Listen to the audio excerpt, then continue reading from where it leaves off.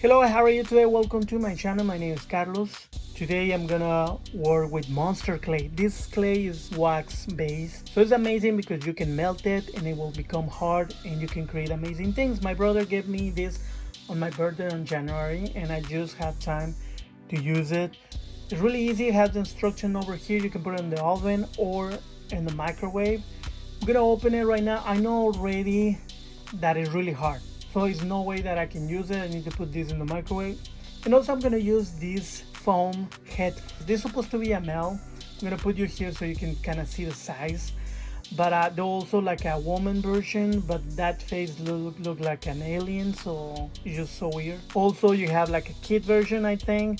But the point is that the heads are really small. I'm gonna put a little bit more clay when I'm doing my mask, but I can tell you right away that the head is really small. So just something to think about it, but they're really cheap.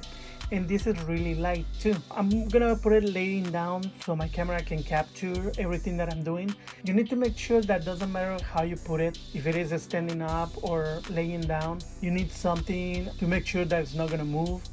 Nail it to something heavy, just have that in mind. Put the mustard clay for 4 minutes. I think the instruction says that you have to put it every 35 seconds and just see and feel how your clay is. I just put it for 2 minutes, then another 2, and I can feel it was perfect. I can see on the side that it's really easy to push, that it's kind of ready. I'm gonna carve in the middle a little bit, but this clay is amazing. It's so soft, really, even if it is hot, it doesn't burn and it doesn't stay on your fingers. Comparing to polymer clay, that is the one that I use the most, I have to spend hours sometimes to condition the clay and be able to use it. This one right away is just amazing. So I'm gonna carve in the middle because I know that, and I've seen some people using this clay, and there is, when you put it on the microwave, a little bit of clay in the bottom gets like liquefied, so you have the liquid, and that can really burn you. So not only I don't want to burn myself, but I'm just curious, so I'm just gonna dig, and I'm digging really far and I haven't found it. So I was like, what's going on here? So I wasn't sure if some other people put it longer, but finally I found it. Here it is. This is the liquid. I'm gonna just use whatever I remove. This is actually fun. Putting my tool on the clay, I can feel how easy it's gonna build this mask. So I'm gonna put just 2 of my sculptures on the side to make sure it doesn't move. I didn't expect it to work, but I actually did. And it's so easy, so soft, just to put and build up your shape. The most important thing with monster clay is that you have to build up the full shape. The difference between polymer clay is that polymer clay, you cannot put a little bit and build up the muscles and build up the details. But with monster clay, you can do the whole shape. It's so easy just to put things and to figure out like how it could be without really finishing it. And just to give you an idea. And then the powerful aspect of this clay is the carving part, because it becomes solid enough that it's so easy just to carve, to cut, and that's just amazing. It's hard to describe the feeling comparing to polymer clay, but it's just amazing. I'm gonna show you this tool. It's not the best, it's actually a cheap one that you can find anywhere. But this one, the one that I'm gonna use just to carve all the things. This is gonna allow me to make sure that my shapes are a little bit smooth, that they have the proportion that I want. So I just like it. Be careful because you can damage the foam while you work on your clay. One thing that I have to say is that I wanted to go crazy, I wanted to create a mask that it was more like a helmet, that it was gonna go around the skull. I wanted to do like a lion face, and I wanted to do horns on the side like a dragon, and I wanted to do so many things.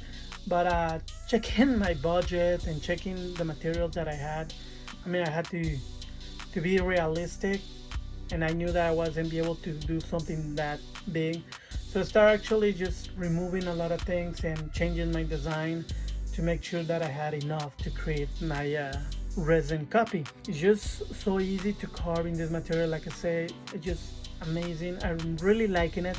And I have to say, I didn't show, but after I built up the like a specific shape, I left it for a day. I put a bag on top, and then I came back the next day. You don't have to wait that long. I just had to work and do other things. But when I came back, I took the bag, and it wasn't really hard. It was still kind of playable. What I did is that I just left it like that without the bag for a few hours, and it hardened enough for me to just work on it, and it's exactly what you're seeing now. I still be able to play a little bit. It's hard enough so I can carve it. So, and something important to know, depending where you are, depending on the temperature of the room that you're working at, you want this clay to be hard. And one thing, like with the teeth and everything, if you want to put more materials, like you do with polymer clay, there's two ways. You can use your tool to create lines, to create some, to carve in a little bit like a texture, so the soft clay has something to grab on. Or you can just use a heat gun and you can melt the clay and put the new clay from the microwave on the piece. That's the way to put them together. I have to say I was surprised that it looked like I didn't use a lot of the material, and I'm already done with the mask. What I want to do is smooth everything, so I'm going to use my heat gun. This was a really cheap. I'm surprised that it has lasted for years. It's really hot. It's not like a hair dryer. It has the setting of hot and super hot, so just be careful. Like you can see over here right away, you can see the shiny on the clay. That means that it's melting. If you have a small detail, you can melt that away, so just be careful. I'm just gonna use it because with a brush I can smooth everything, but at the same time I didn't like this smoothness. At the beginning I wanted to be like a sculpt, but I don't want that anymore. So I want to look like metal, so that's why I use my tool just to create all around this texture. Now that I'm happy with my mask, it's time to create the wall. This wall is the same. I'm making it with the plastilene that I use on my sculpture of Horus. And this is gonna just help me just in case some of the material of the mold that I'm using just doesn't go anywhere. So I'm using my Ribbon 25. That's the one that I use always to do the mold. This is pinkish orange liquid that you're seeing. You can know more if you've seen my other videos. I explain more on details, but basically is just to create, kind of the instruction is to create one thin layer, then wait for an hour and just like that build up the layers. I put 3 layers. There's a liquid to make it really thick. This one, it looks like I used that liquid, but the reality I didn't have time or money to buy that liquid. What I did is just waited with my mix on the cup and just waited for, I'm not really sure, 10 minutes probably, or even a little bit more, but you can tell, no, you can feel when it's getting hard. So I just decided when it was time to pour it, like I said, it was 4 layers, and this is how my mold came out. It looked like a little bit thicker. It doesn't really need to be this thick, but I'm just like it. I just want to make sure that my mold lasts long. So now what I'm gonna do, I'm gonna take the plastilene that I did to create my wall, and I'm gonna use it to put it on the eyes, not well on the sockets. Why? Because with plaster I'm gonna create this shell where the mold is gonna be on top of the shell, and this shell, I don't know how you call it, but that's how I call it. It's gonna be the support part so the mold doesn't move, and when I do the casting I keep the same shape. And the plastilene is because I don't want anything to grab to the mold, so I can take it off. I'm just gonna mix. I put a cup of water, you dump your plaster.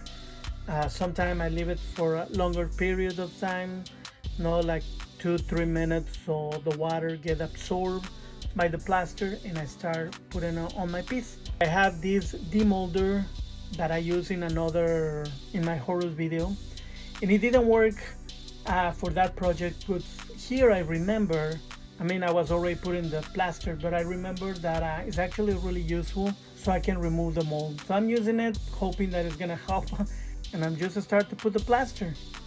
One important thing that you have to think when you're in this step is to make sure that this shell is not hugging certain parts of the mold, because you want to make sure that you can remove it. That's why I put the plastiline on the eyes. I don't want anything to grab the mold. I want it to be completely easy to remove. One of the things that I can tell you, over here I put 4 layers. I put one, I kinda let it dry, not completely, I just enough so I can just put another layer, and like that until it was 4 layers.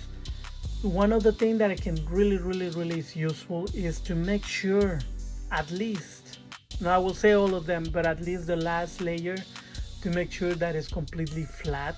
When you put the plaster with your hands and you remove your hand, sometimes you create these spikes, or you can create them many ways, but the point is that these points, when the plaster gets hard, it will become like knives.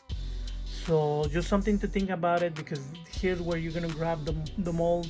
It's really useful just to know that. Now that we're done, I have to say I didn't let it dry completely, just because of time.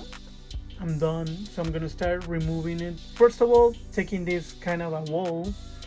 I have to say it wasn't that easy because those don't stay together, so I put a little bit on the bottom to be able to hold the clay up. But over here I was surprised how easy it was.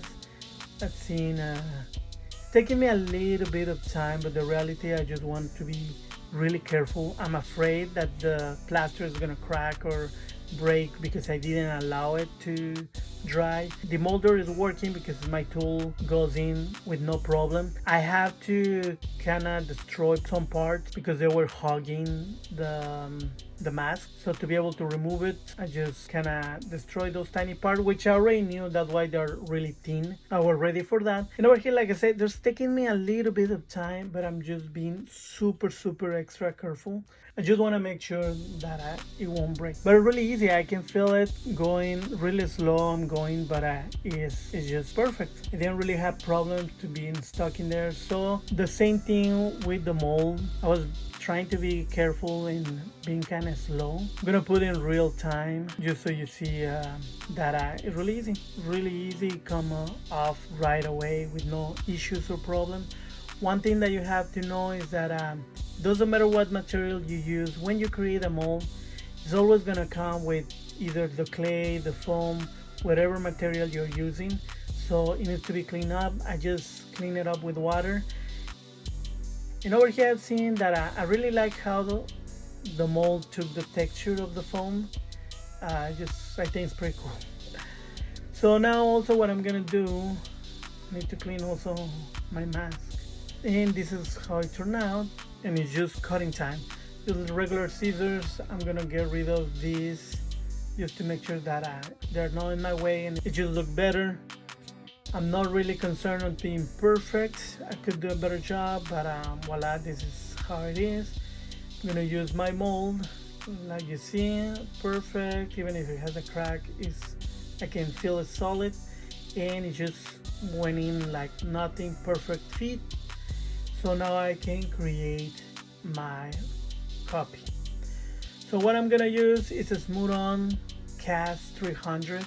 This is a liquid. When it becomes hard, it is completely white, and I just really like it. Over here I'm used to creating sculptures, so when I create the mix, I had in my mind that I needed to create really a tiny portion, and the reality is that when I was doing it, I put too much. I created too much, and this is a big problem because now I have so much of the resin, and I know it's gonna generate problems. But I'm gonna take advantage of my mistakes, and I want to show you when you see the materials being a little bit like you can see the color changing. It doesn't change white right away. You could see it like more yellow, but you can start seeing like strings of white.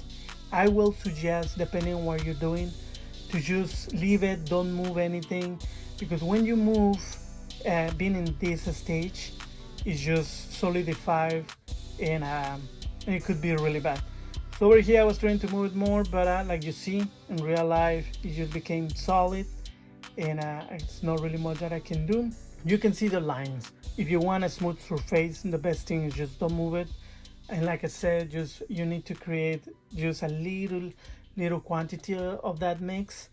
What I'm gonna do, I'm just gonna keep creating. I'm gonna show you these more in details. I know with the white you're gonna be able to see it more. And over here I also mix a little bit more. It was half of what I did, but it still look a little bit more. And you just wait.